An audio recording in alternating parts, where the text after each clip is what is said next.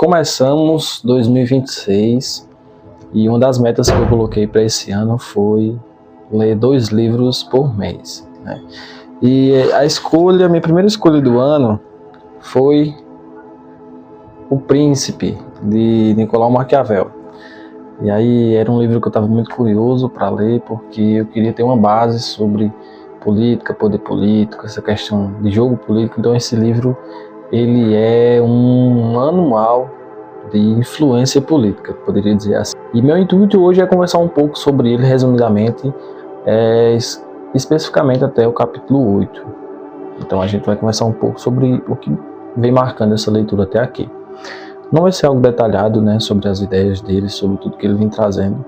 Vai ser só alguns pontos que eu retirei daquilo que me chamou mais a atenção. Pois bem, mas o que é o príncipe, né? O príncipe, ele é um governante. O príncipe, ele pode ser entendido como o chefe do Estado, como o presidente. Se a gente descer, né, na categoria de príncipes, a gente poderia dizer aqui no Brasil, né? O presidente é um tipo de príncipe, porque ele governa, ele tem súditos, entre aspas, mas ele chama príncipe porque existe todo um reinado, e aí vocês vão entender mais à frente. Mas aqui no Brasil a gente tem, né, o presidente, a gente tem governadores, a gente tem prefeitos, a gente tem vereadores. Então todas essas pessoas políticas, elas influenciam outras pessoas. Então são essas pessoas que tomam esse lugar de príncipe, ou seja, daquele que influencia, daquele que governa, daquele que exerce poder político. Então príncipe é aquele que governa, aquele que detém o poder, nessa visão da leitura de Maquiavel. E também tem um reino. O que é o reino? O reino é o Estado, o reino é o território, o reino são as leis, são as pessoas, o reino é tudo que compõe aquilo que o príncipe governa. E aí, durante a leitura, como eu não estou, né, interessado em virar um político, nem influenciar pessoas dessa forma, eu tentei pegar essa ideia do príncipe como chefe de Estado para a minha vida. De que forma eu fiz isso durante a leitura? O príncipe significa você, significa a própria pessoa que você é individualmente. O reino significa sua própria vida, seu tempo, suas escolhas, suas alianças, seus conflitos internos. Então o indivíduo deve estar agindo não como gostaria que o mundo fosse, com os seus ideais ali, um mundo ideal para ele. Não. Mas como o mundo é. Isso diz respeito a que resposta ele vai dar para o mundo. Qual vai ser a reação dele para o mundo? Né? Lembra que a gente está falando, Maquiavel fala do príncipe como chefe de Estado, e a gente está falando aqui de nós, como príncipes que governamos nossas próprias vidas. Mas ele tem que lidar com o mundo como ele é. Né? Lidando com o quê? Com a sua origem social, o lugar que ele vem, os traumas, as oportunidades, os imprevistos. Então, o príncipe, que é o indivíduo, ele não controla essas coisas, mas ele também não pode se ajoelhar diante delas, né? Então, é um lugar ali de honra. Então, você governa a sua própria vida, significa ter honra.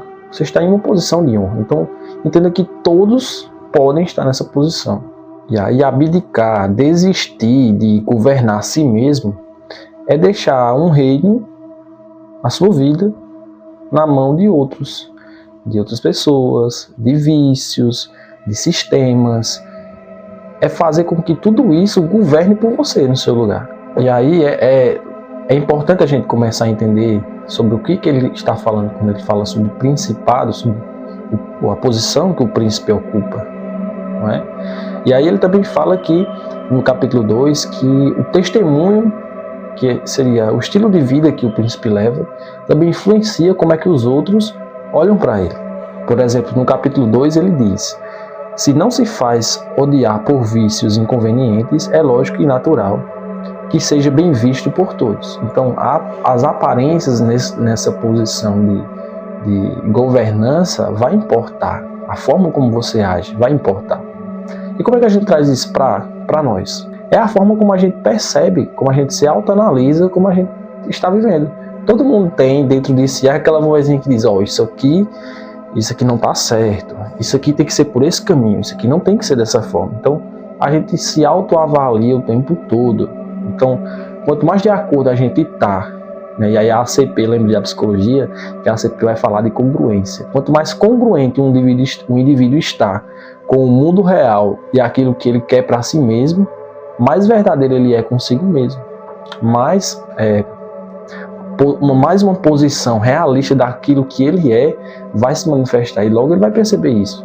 E aí, quando a gente está falando sobre governança, sobre principado, a gente está falando de uma posição que exerce influência, e então a gente está falando de uma posição de liderança. E aí, no capítulo 3, deixa muito claro que em situações de liderança é possível que surjam conflitos, motins, e aí, portanto, desde que o príncipe esteja no estado local que está ocorrendo aquilo ali, no local, pode-se perceber mais facilmente o nascimento das desordens e reprimir antes que elas venham a acontecer. Ou seja, quanto mais consciente você está com o que está acontecendo naquele local, naquele território, e ainda mais se você mora dentro daquele negócio ali, dentro daquele território, é mais fácil você perceber se surgir uma desordem, se surgir um conflito, se surgir uma rebelião. Lembra que Maquiavel está falando de quê? De política. Então ele está pensando em quê? Em um território, uma pessoa que tem influência sobre aquele território e as pessoas, né? Então, quando a gente traz isso para a nossa vida, a gente está falando sobre autopercepção, de perceber os conflitos que surgem, as dificuldades que surgem, os motins que a gente às vezes acaba colocando no nosso próprio ser e às vezes a gente não se dá conta. Então, estar presente no local, no território que Maquiavel fala e a gente está aplicando para hoje, é dizer que é necessário estar consciente do que se passa na sua própria realidade. E aí tem uma frase muito importante e marcante que eu fiz questão de anotar aqui, que é justamente o que ocorre, né? Você está ali numa posição de liderança, exercendo influência, mas aí surgem os conflitos. Mas mais importante do que ir à guerra é lidar primeiro com as crises. E aí ele vem com essa frase que diz assim: a guerra não se evita, mas apenas se adia em benefício dos outros, né? Na realidade, o tempo lança à frente todas as coisas e pode transformar o bem em mal e o mal em bem. Nunca se deve deixar prosseguir uma crise para escapar a uma guerra. Ou seja, às vezes a gente está com um problemão, às vezes a gente tem que lidar com uma situação muito complicada, complexa, mas aquela situação demanda tempo e você tem uma crise que tem que resolver antes. E aí você quer pular primeiro, passar o carro na frente dos bois, como se diz, né? Você quer pular aquilo que tem que ser resolvido primeiro, adiando isso para ir já para as coisas imediatas. Não, porque eu tenho que ver isso agora, na minha vida isso é urgente, tem que ser. Não. Vá degrau por degrau, passo por passo. E lembre-se, a guerra não se evita, apenas se adia em benefício dos outros. E esse outro pode ser você, pode ser alguém próximo a você, pode ser sua família. Então pense nisso. Às vezes não é o tempo certo de começar algo sem primeiro resolver as pequenas coisas. E aí, a partir do capítulo 6, ele vai falar sobre os principados virtuosos, né? Como conquistar algo de forma virtuosa, basicamente, né? E aí ele vem dizer que deve um homem imprudente seguir sempre pelas vias percorridas dos que já se tornaram grandes e imitar aqueles que foram excelentes. A questão do exemplo arrasta, né? De você mostrar, através do seu exemplo, da sua vida, do seu estilo de vida, as coisas boas que você pensa em fazer, deve fazer e tem feito, não é? Então, assim, fica muito mais fácil quando a gente olha para pessoas que foram, assim, influentes, mas pessoas que você olha o caminho delas e diz assim, é um bom caminho para ser percorrido, porque deu certo, né? A gente não toma de seguir exemplos errados. É bom aprender com o erro dos outros, mas não seguir. E aí, a gente continua falando de liderança dizendo isso, né? Então é importante entender que os líderes, eles devem aproveitar as oportunidades, né? Mas lideranças trazem, além das possibilidades, consigo as dificuldades, né? Essas dificuldades vão surgir, né? E é sobre como é que a gente está lidando com isso, como é que a gente está recebendo essa carga e absorvendo ela e como é que a gente devolve. A liderança é sobre isso. E aí o líder, ele deve estar sempre preparado para o quê? Mesmo que as pessoas que te seguem desistam daquilo que antes acreditavam, você tem que ser forte o suficiente para fazê-las acreditarem, porque você é o líder, você é o cabeça, você é a pessoa que está influenciando. E quando a gente fala disso no individual, sobre você influenciar você mesmo, a gente está falando sobre o quê? Responsabilidade. Se você não for a pessoa que se levante naquele horário determinado por você mesmo, se você, quando o seu alarme tocar, não apertar, você sempre tem a possibilidade de colocar o botão do desliga mais 10 minutos, né? Descansar mais 10 minutos, todo mundo merece. O cérebro sempre fica com esse negócio logo cedo. Não, mais 10 minutos, descansar mais 10 minutos. Essa é a possibilidade. É aqui que a gente divide, é aqui que a gente conhece quem que é líder de verdade. Quem toma as atitudes mais vantajosas, né? Então, ele segue tratando disso, né? E algo que custe muito esforço para conquistar, geralmente vai custar menos esforço para ser mantido. A maioria dos ganhadores na Mega Sena, dos que ficaram milionários, perderam tudo porque não souberam administrar. Então, assim, quanto mais for fácil a conquista, mais difícil é de ser mantido. E quanto mais empreendimento, mais esforço você colocar na conquista, mais fácil vai ser você manter aquilo. Então, é isso que ele vem passando, né, quando ele fala sobre liderança, sobre conquistar território, sobre conquistar pessoas, súditos, reinos. Então, Maquiavel vem seguindo essa linha aí o tempo todo, né? A gente tem até um exemplo que dá para ser usado, é o de El Salvador. Quão foi difícil Bukele conquistar a presidência daquele país lá. Mas ele fez o quê?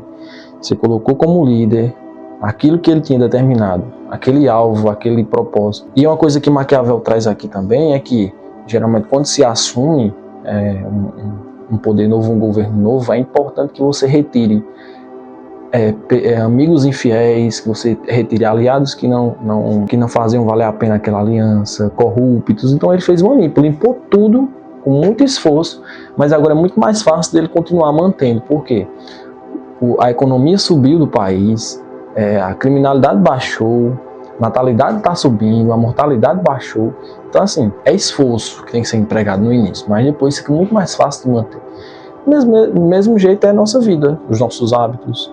É difícil criar um hábito novo, mas quando se cria, é muito mais fácil mantê-lo, porque você termina aqui, se acostuma com o processo, você começa a gostar do processo. No capítulo 7 e no capítulo 8, ele vai falar o seguinte: se tudo que o príncipe tem veio dos outros, não saberá manter sua posição. Se não são homens de grande engenho e virtude, não é razoável que, tendo vivido sempre em ambiente popular, saibam comandar. Se tudo que você conquista vem sempre de favores de outros, de porque alguém te deu, cara, o que é que você tem, o que é teu? E aí também não é uma posição de um líder ficar se ofendendo pela opinião dos outros, né? E aí Maquiavel ele tem uma frase a mim que diz assim: os homens ofendem ou por medo ou por ódio. Então, por que se ofender com uma ofensa na posição de líder? Então, que ofensas podem ser essas se aplicadas a uma vida individual, vivida ali na subjetividade, no silêncio? As acusações, as dúvidas que você coloca para si mesmo, as barreiras, as impossibilidades. Então, essa é uma forma de autossabotagem.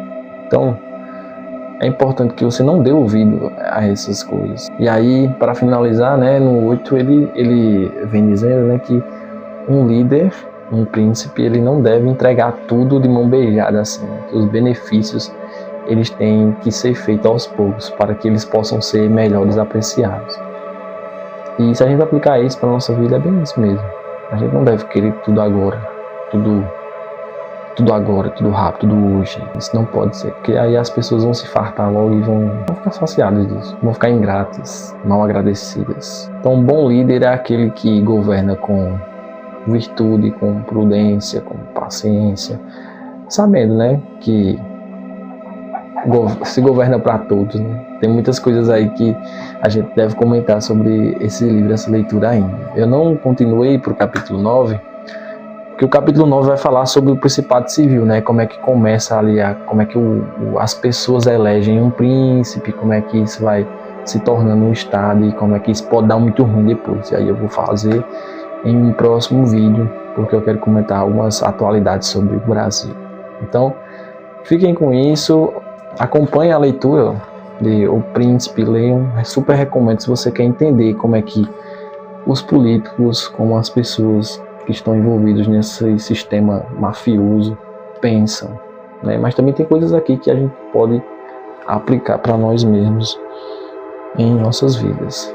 É isso, falou?